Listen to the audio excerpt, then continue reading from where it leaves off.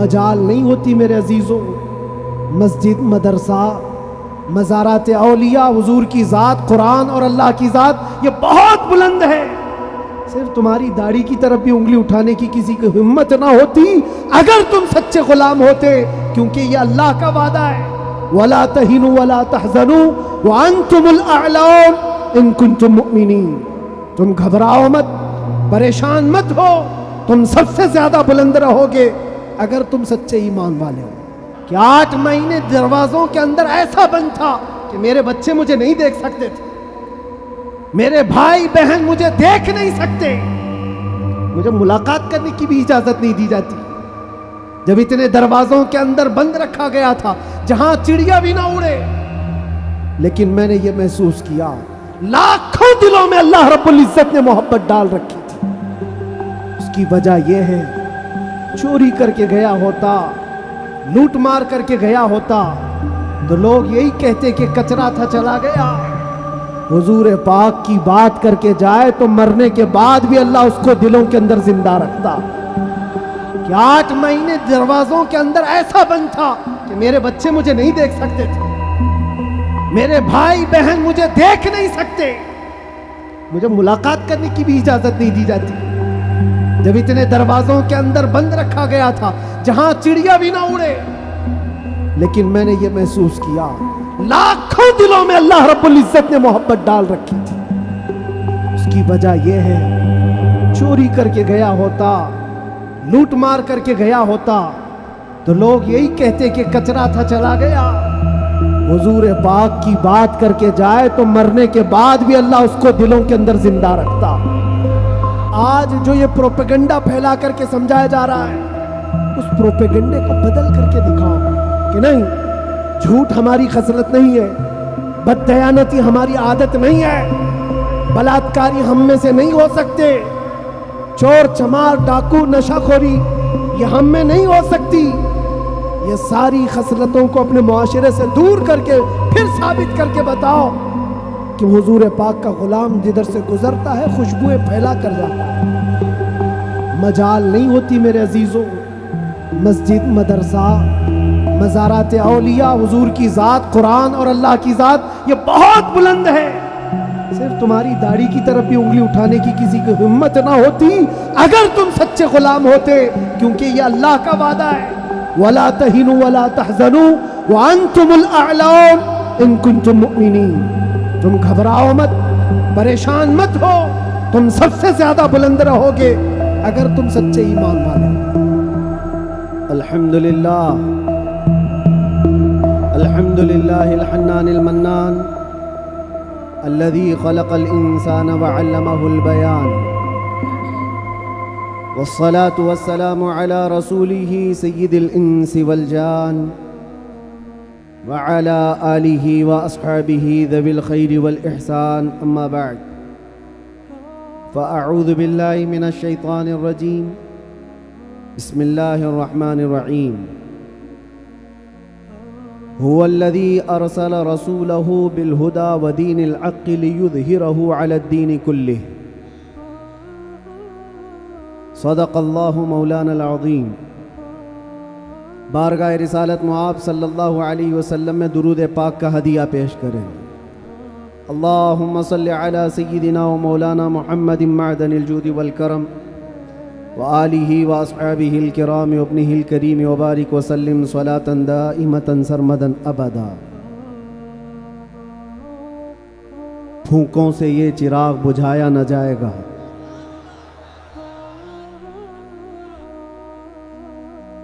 میرے عزیزوں، یہاں سے ہم اپنی گفتگو کا آغاز کرتے ہیں۔ آپ کے ہاں اتنا بڑا مجمع جو بیٹھا ہوا ہے،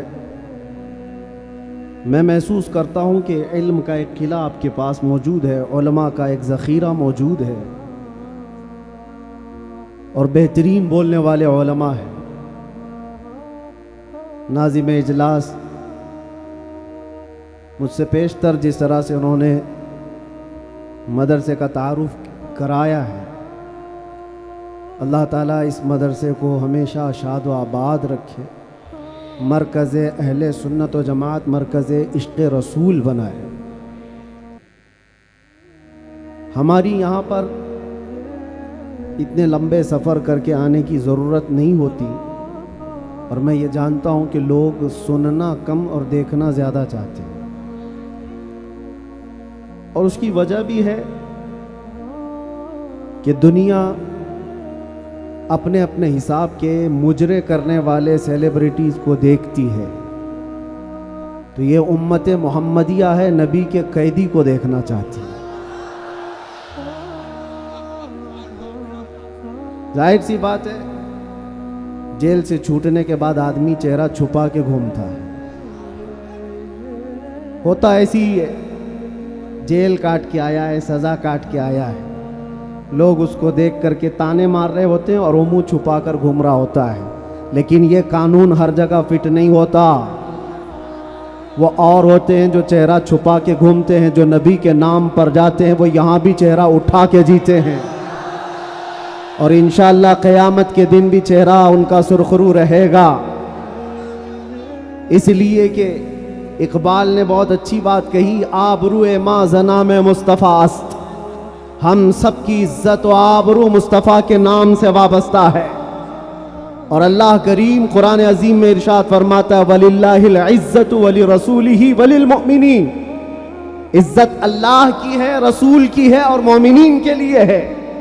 ہم نے دیکھا ہے میرے عزیزو، جن لوگوں کو آج سیلیبریٹی کہا جاتا ہے یا پاورفل شخصیت کہا جاتا ہے، سیاست میں آنے کی وجہ سے یا پھر گلیمر کی دنیا میں آنے کی وجہ سے، ٹیلی ویژن کے اوپر آنے کی وجہ سے، ان کے حالات ایسے ہیں کہ جب تک جوانی ہے ان کی چاندنی ہے، اور جب تک ان کا شباب ہے وہ چمک رہے. جہاں چہرے پہ جھریاں پڑ گئی نیا ہیرو آ جائے گا. دنیا ایک نیا ہیرو اپنا ڈھونڈ لیتی ہے، اور یہ دنیاوی حسن و جمال پر اترانے والوں کی زیادہ لائف نہیں ہوتی، وہ برقرار نہیں رہ سکتے. نہ ہی سیاست کی کرسی پر بیٹھ کر کے اقتدار جمانے والے، ہم نے ان کو بھی دیکھا ہے، نئی پارٹی آئی اور بوڑھے کو سائیڈ میں لگا دیا گیا. اب بوڑھوں کو کوئی پوچھتا بھی نہیں ہے. 40 سال بیچارے خدمت کرتے رہے، اور آج ریٹائرمنٹ کی کربناک زندگی گزارنے پر مجبور ہو گئے. لیکن یہ مصطفیٰ کی غلامی کی دنیا الگ ہے. یہاں حضور پاک صلی اللہ تعالیٰ علیہ وسلم کا غلام ایک عالم دین جتنا بوڑھا ہوتا جاتا ہے اتنی عزت اس کی بڑھتی چلی جاتی. یہاں بوڑھوں کی عزت کم نہیں ہوتی، بلکہ اس کو بوڑھا کہاں کہتے ہیں. جوان بیٹھے ہوتے ہیں لیکن بوڑھے عالم دین کو فیصل بنا کر بٹھاتے ہیں. جو زیادہ عمر والا ہو گیا، وہ تجربے والا زیادہ ہو گیا، اس کی عزت بڑھتی چلی گئی. اس لیے کہ یہ عزت پاؤڈر لالی کی عزت نہیں ہے، یہ میرے مصطفیٰ کے قدموں سے حاصل کی ہوئی عزت ہے.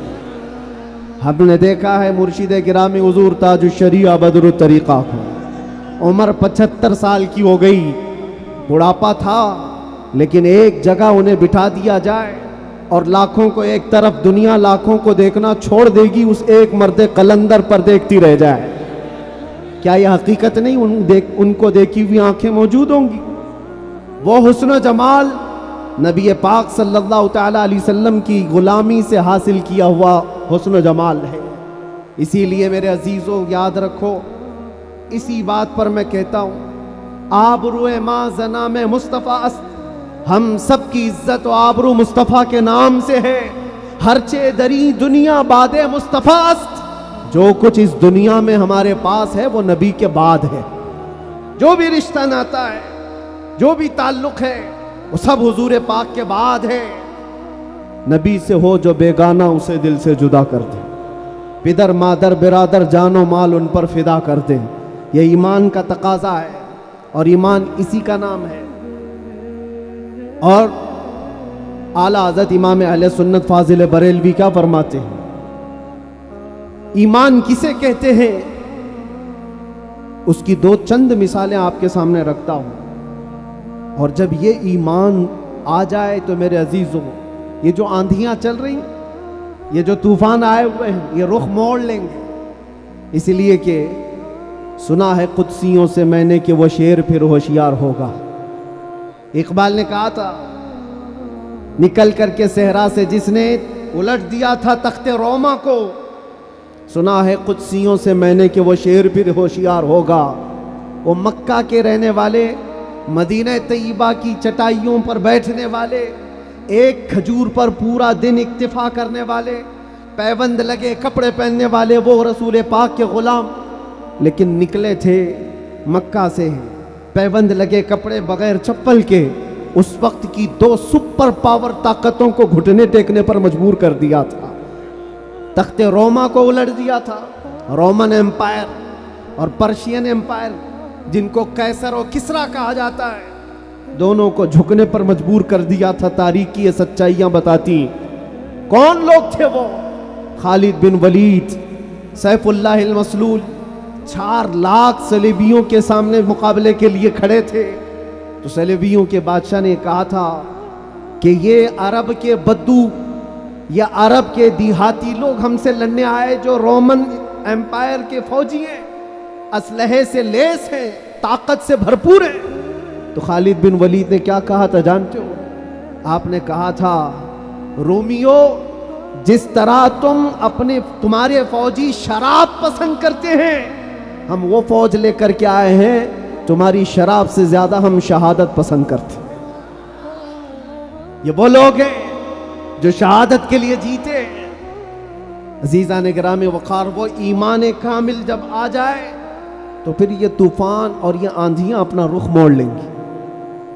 آج وجہ یہی ہے، ان سے پھرے جہاں پھرا پھرائی کمی وقار میں، ان کے جو ہم غلام تھے خلق کے پیشوا رہے۔ حضور پاک صلی اللہ تعالیٰ علیہ وسلم کی غلامی سے جہاں کہیں تم منہ پھیرو گے، تھوڑا سا بھی ہٹو گے، عزت نکال لی جائے گی، عزت ختم کر دی جائے گی۔ تمہیں جو مرتبہ ملا ہے وہ خیر امت ہونے کا، وہ حضور کی غلامی کی وجہ سے ملا ہے۔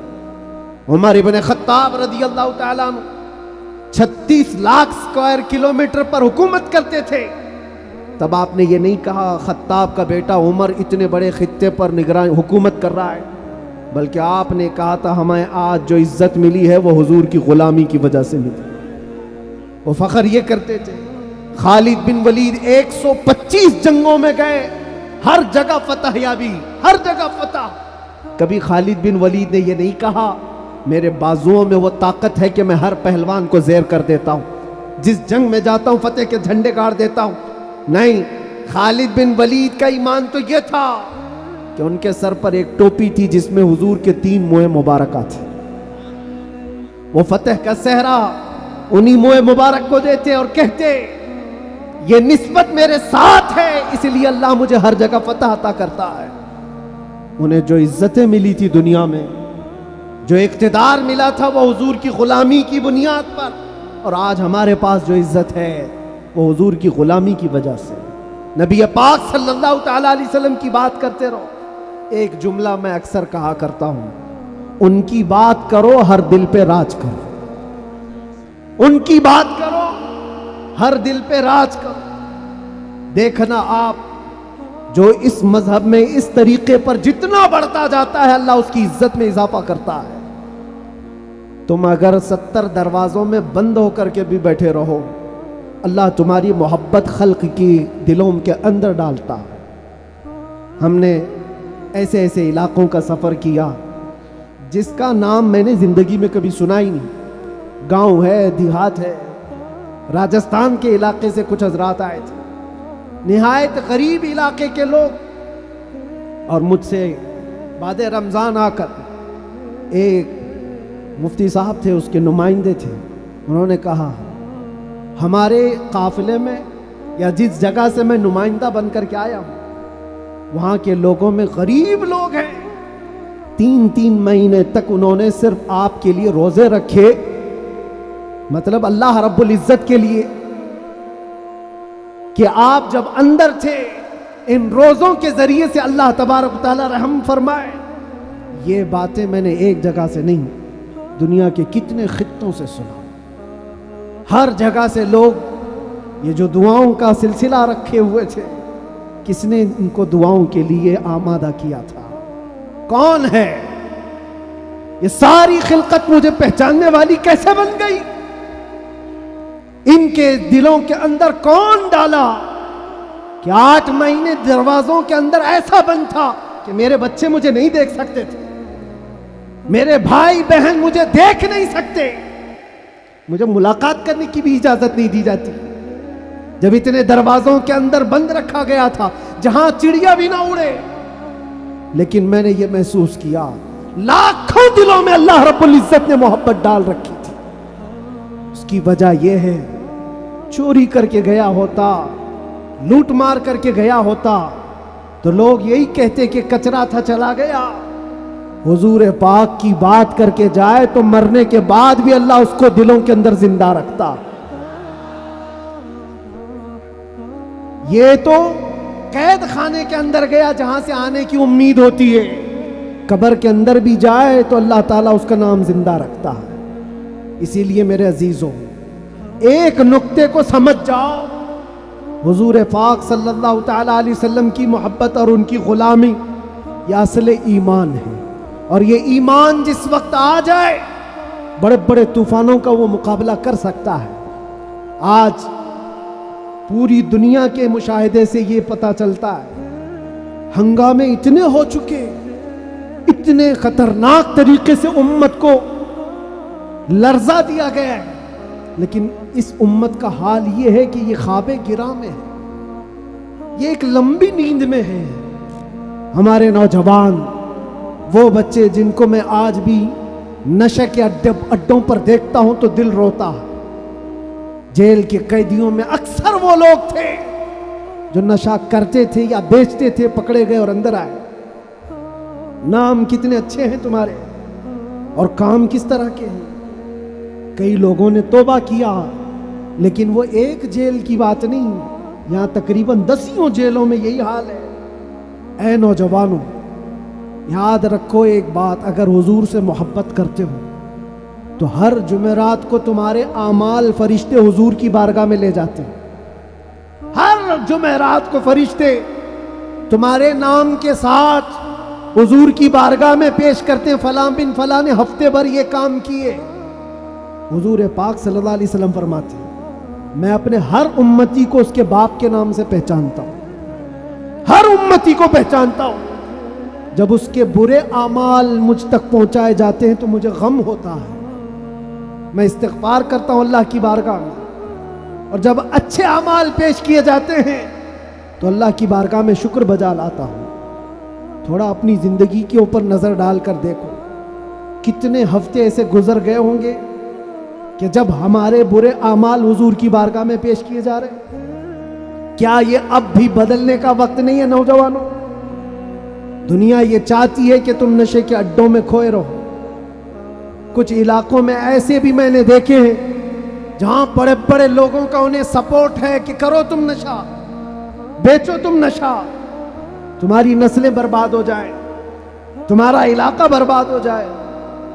آج سے صرف 70 سال پہلے کی بات ہے، ہمارے اس ملک میں ایجوکیشن لیول اس وقت بھی مسلمانوں کا سب سے اوپر تھا، اور آج آپ بخوبی دیکھ سکتے ہیں کس طرح سے ہمیں پکارا جا رہا ہے، کیسے ہمیں تانے دے کے سارے ڈیبیٹ کیے جا رہے ہیں۔ کہاں کہاں تمہیں پنچر مین کہا جاتا ہے۔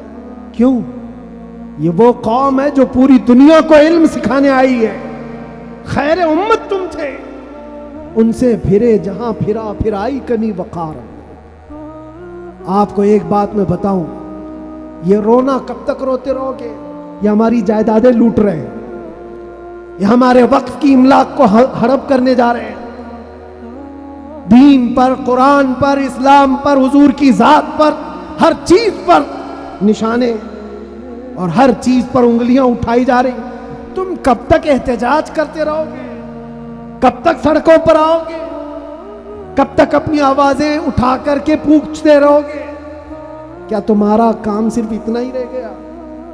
ایک بات یاد رکھو، جو ڈاکو ہوتا ہے اس کا کام ہی ہے لوٹنا۔ آج وہ کیا لوٹ رہے ہیں، کس پر ڈاکہ ڈال رہے ہیں، میں اس کی بات نہیں کرتا، مجھے رہزنوں سے غرض نہیں، تیری رہبری کا سوال ہے۔ تم امت مصطفیٰ ہو، تم کن کاموں میں مصروف ہو، یہ دیکھنے کی بات مجال نہیں ہوتی میرے عزیزوں۔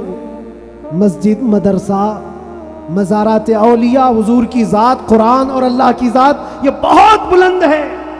صرف تمہاری داڑھی کی طرف بھی انگلی اٹھانے کی کسی کی ہمت نہ ہوتی اگر تم سچے غلام ہوتے، کیونکہ یہ اللہ کا وعدہ ہے، وَلَا تَهِنُوا وَلَا تَحْزَنُوا وَأَنْتُمُ الْأَعْلَوْنَ إِن كُنتُم مُؤْمِنِينَ۔ تم گھبراؤ مت، پریشان مت ہو، تم سب سے زیادہ بلند رہو گے اگر تم سچے ایمان والے ہو۔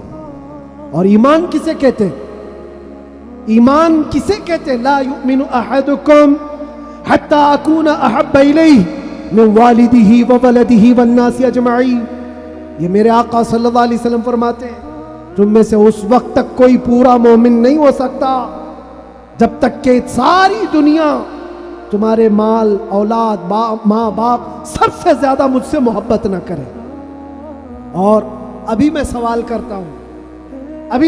کرتا ہوں، سارے ہاتھ بھی اٹھا دیں گے، بہت سارے کھڑے بھی ہو جائیں گے، جوش میں بھی آ جائیں۔ صرف اگر میں اتنا پوچھوں، کیا آپ اپنے نبی پاک صلی اللہ علیہ وسلم سے اپنی جان سے زیادہ محبت کرتے ہیں؟ میں ہاتھ اٹھانے نہیں کہہ رہا، سب تو کہتے۔ یہ سوال ایسا ہے، حضرت ابوبکر شبلی کہتے اسی سوال سے میں ڈرتا ہوں ہمیشہ کہ اگر کوئی پوچھ لے مجھ سے کیا تو حضور پاک صلی اللہ علیہ وسلم سے اپنی جان سے زیادہ محبت کرتا ہے، اس سوال سے تو میں ڈرتا ہوں۔ پوچھا گیا کیوں؟ کہا اس سوال کے جواب میں اگر نہ کہہ دیا تو ایمان ہی چلا گیا، وہ آدمی کا ایمان ہی ختم ہو گیا، اور اگر ہاں کہتا ہوں تو میرے اعمال مجھ کو کوستے ہیں۔ کہاں تو جان سے زیادہ محبت کی بات کر رہا ہے اور کہاں تیرے عمل جس سے محبت کی جاتی ہے۔ تقاضا یہ ہے اپنا ہر عمل اپنے محبوب کے عمل کے مطابق ہونا چاہیے۔ اور حضور اکرم صلی اللہ علیہ وسلم نے یہ بھی فرمایا لا یؤمن احدکم حتی یکون ہواہ تبعا لما جئت بہ۔ تم میں سے اس وقت تک کوئی مکمل مومن نہیں ہو سکتا جب تک وہ اپنی خواہشات کو میری مرضی کے مطابق نہ بنا دے۔ تمہاری اپنی خواہشات جو تم کہتے ہو نا یہ ہماری لائف ہے، ہمیں انجوائے کرنے دو، ہماری لائف ہے ہمیں جینے دو۔ کسی جوان کو پکڑ کر کے کہو مولانا صاحب ابھی تو ہماری 20-25 سال کی عمر ہے، جینے دو، عیش کرنے دو۔ اے نوجوان تجھے پتہ ہی نہیں یہ تیری زندگی نہیں ہے، یہ تیری لائف نہیں ہے۔ زندگی یہ نہیں کسی کی کسی کے لیے، زندگی ہے نبی کی۔ نہ سمجھ مرتے ہیں زندگی کے لیے، جینا مرنا ہے سب کچھ نبی کے لیے۔ ہماری اپنی زندگی کا ہے، جو ملی ہے زندگی یہ حضور کے لیے ملی ہے، یہ امانت ہے۔ ابھی آپ نہیں سن رہے تھے امام اہل سنت فاضل بریلوی نے کیا فرمایا؟ جب بندہ اس مقام کو پہنچ جاتا ہے کہ اپنا سب کچھ حضور کے لیے قربان کرتا ہے اور پورا مومن بنتا ہے، تب جا کر کے وہ کہتا ہے یا رسول اللہ دہن میں زبان تمہارے لیے، بدن میں ہے جان تمہارے لیے، ہم آئے یہاں اور اٹھے بھی وہاں۔ یہ کب کہتا ہے بندہ؟ جب اس کا ایمان مکمل ہو جائے، میرا اپنا کچھ نہیں ہے، جو کچھ ہے وہ حضور کا ہے۔ دہن میں زبان تمہارے لیے، بدن میں ہے جان تمہارے لیے، ہم آئے یہاں تمہارے لیے، اٹھے بھی وہاں تمہارے لیے۔ یہ صحابہ کا مسلک تھا میرے عزیز، انہوں نے اپنے سارے رشتے حضور پاک کی مرضی پر لا کر ختم کر دیے تھے۔ سارے رشتے اگر حضور سے جدا ہیں تو ان کا کوئی رشتہ نہیں تھا، کوئی رشتہ نہیں تھا۔ آج ہمیں اس ایمان کو زندہ کرنا ہے۔ یہ عہد کر کے جاؤ، بڑے بڑے نعرے لگا کر، بڑے بڑے جلسے کر کے، جلوس کر کے، یا سڑکوں پر آ کر کے اگر تم یہ سوچتے ہو شکتی پردرشن سے بہت کچھ ہو جائے گا، دنیا جھکتی نہیں ہے، انسانوں کے ریلے سے نہیں ڈرایا جا سکتا۔ ہم نے دیکھا ہے انسانوں کے ریلے سے دنیا نہیں ڈرتی، پاؤں سے معذور لنگڑا بھی ہو لیکن اگر ویل چیئر پر بیٹھ کر لبیک پکارے پورا یورپ ہلنے لگتا ہے.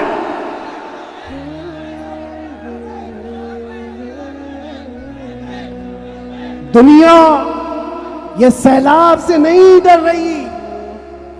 دنیا کو اگر خوف ہے تو صرف اس ایمان سے جو عمر ابن خطاب کا تھا، اس ایمان سے ڈر ہے جو خالد بن ولید کے اندر تھا.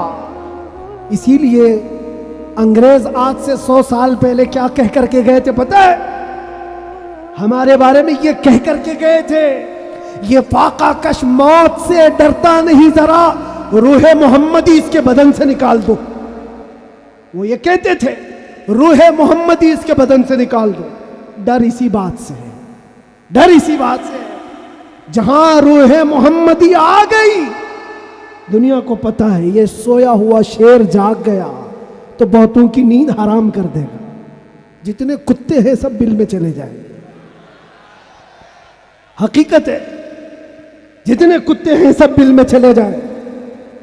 اور مجھے لوگ یہ کہتے ہیں، مجھے یہ کہتے ہیں کہ ڈر لگتا ہے، پھر آپ کتا کہہ رہے ہیں. میرے عزیزوں، ہم ہندوستان میں رہتے ہیں، ہماری ہر گلی کوچے میں کتا ہوتا ہی ہے.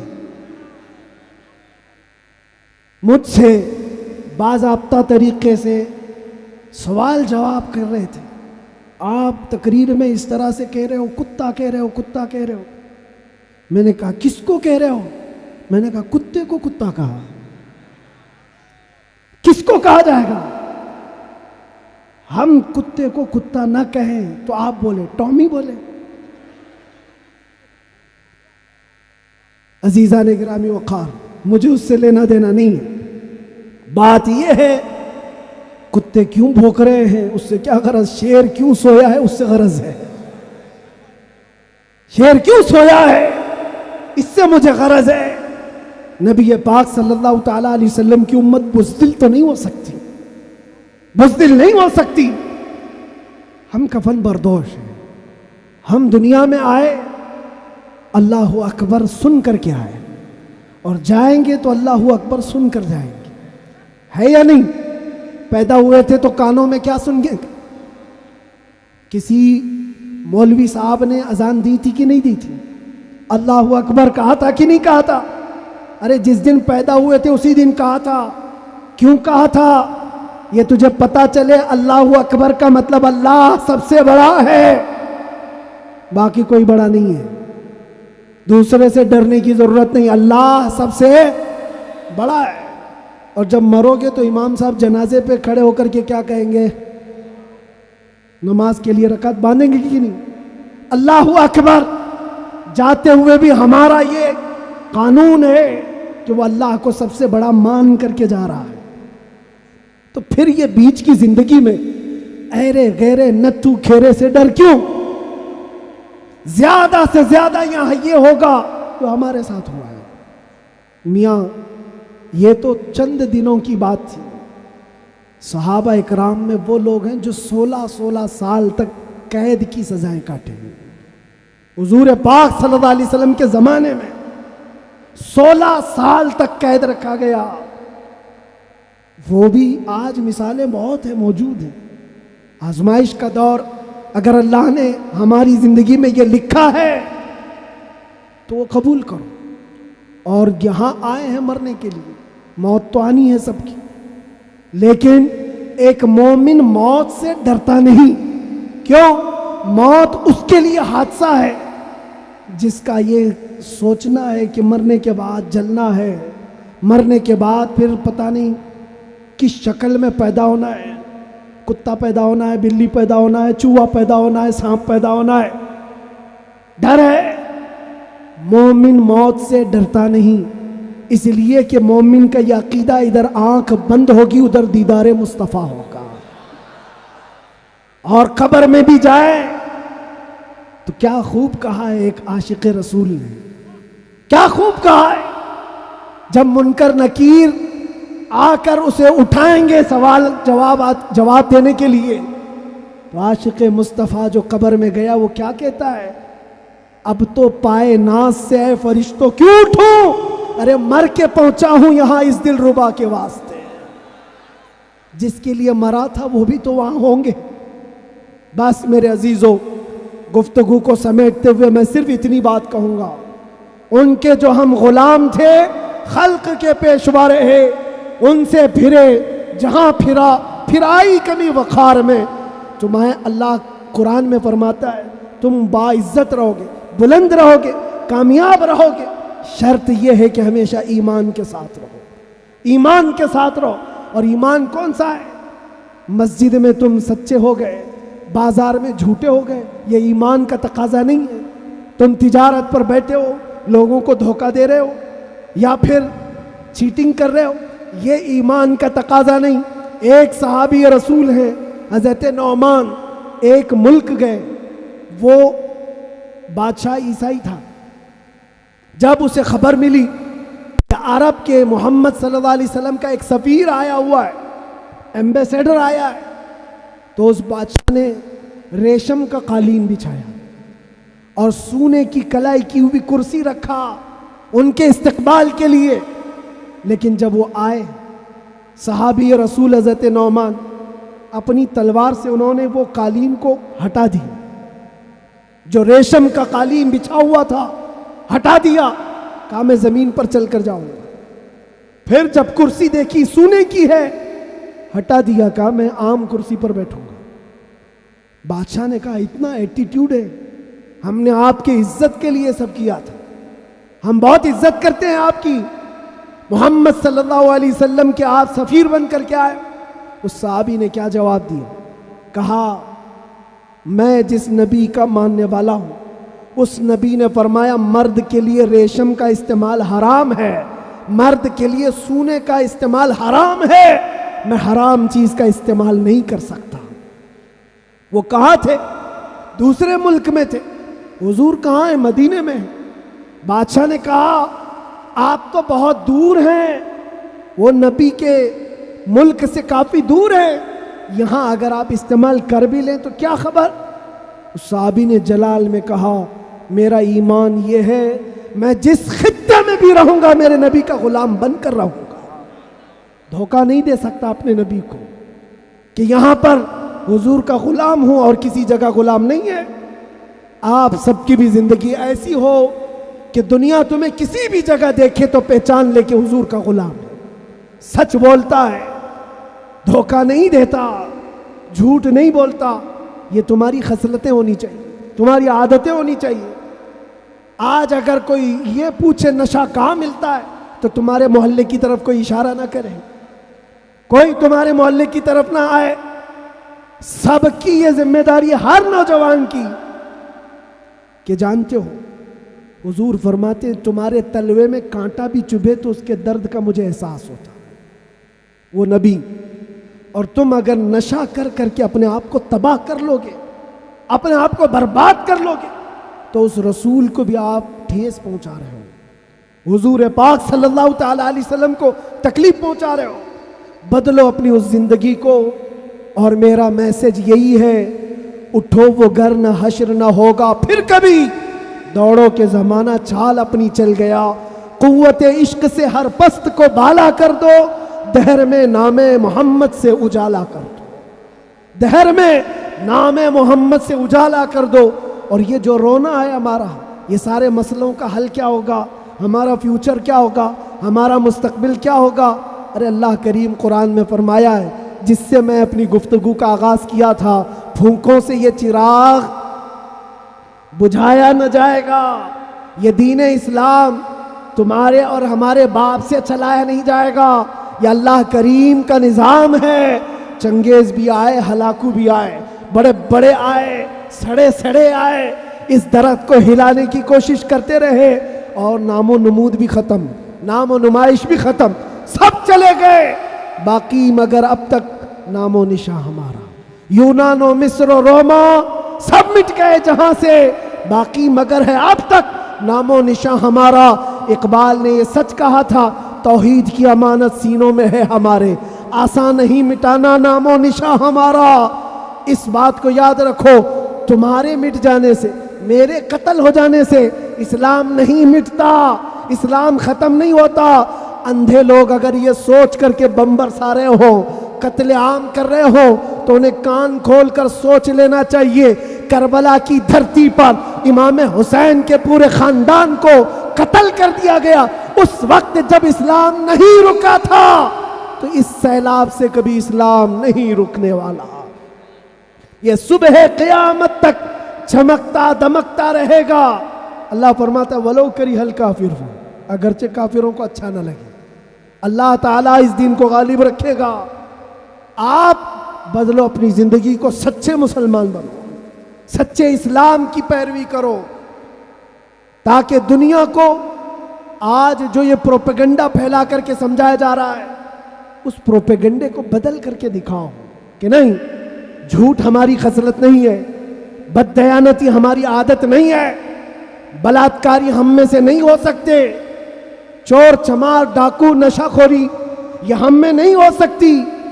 یہ ساری خصلتوں کو اپنے معاشرے سے دور کر کے پھر ثابت کر کے بتاؤ کہ حضور پاک کا غلام جدھر سے گزرتا ہے خوشبوئیں پھیلا کر جاتا ہے۔ اور عزت پھر تم دیکھو گے میرے عزیزوں، عزت فوج جمع کرنے کا نام طاقت نہیں ہے، ایمان کی قوت بڑھانے کا نام اصل طاقت ہے۔ یہ طاقت واپس آ جائے انشاءاللہ العزیز۔ ایک جملہ کہتا ہوں، سنو، کان کھول کر سنو، بہت اچھی بات ہے، یہ میری پوری تقریر کا خلاصہ، لب لباب حاصل کلام۔ کیا کیا چیزیں تمہیں چاہیے، کیا کیا چیزیں چاہیے؟ تخت چاہیے، سیاست چاہیے، قیادت چاہیے، حکومت چاہیے، ایجوکیشن میں مہارت چاہیے، بڑی کامیابی چاہیے، کیا کیا چاہیے؟ زمین چاہیے، جائیداد چاہیے، اوپر تک اڑنا آنا چاہیے، کیا کیا چاہیے؟ سب جمع کر لو، ایک ہی چیز ہے، ایک ہی چیز ہے کہ محمد سے وفا نے تو ہم تیرے ہیں۔ یہ جہاں چیز ہے کیا؟ لوح و قلم تیرے ہیں، لوح و قلم تیرے ہیں۔ اور آج ہم نے محسوس کیا ہے، مجھے کون پہچانتا تھا، میں کس خاندان سے ہوں، یہ میٹر نہیں کرتا، میں اپنے باپ کے نام سے، اپنے خاندان کے نام سے یا کوئی سیاسی عہدہ رکھنے کی وجہ سے نہیں پہچانا جاتا، بلکہ اگر پہچانا جاتا ہوں تو صرف اس بنیاد پر جب تک بکے نہ تھے تو کوئی پوچھتا نہ تھا، یا رسول اللہ تم نے خرید کر ہمیں انمول کر دیا، لبیک یا رسول اللہ۔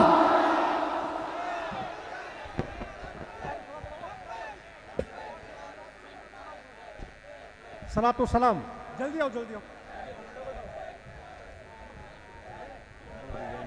یا نبی سلام علیکہ، یا رسول سلام علیکہ، یا حبیب سلام علیکہ، صلوات اللہ علیکہ، حبیب یا رسول اللہ۔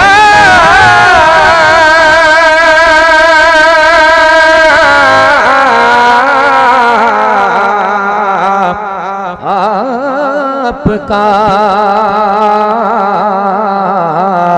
تشریف لانا وقت بھی کتنا سہانا،